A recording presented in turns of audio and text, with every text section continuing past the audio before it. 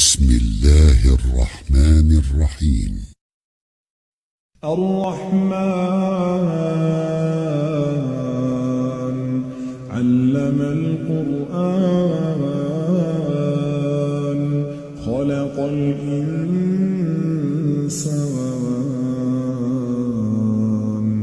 علمه البيان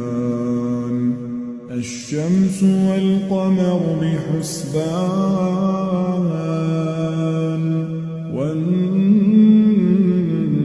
والنجم والشجر يسجدان والسماء رفعها ووضع الميزان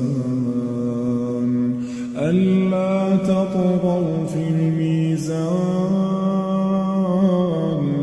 وأقيموا الوزن بالقسط ولا تخسروا الميزان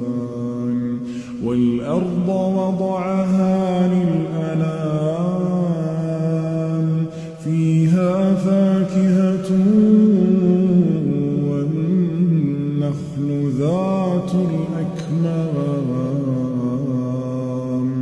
والحب ذو العصف والريحان فبأي آلاء ربكما تكذبان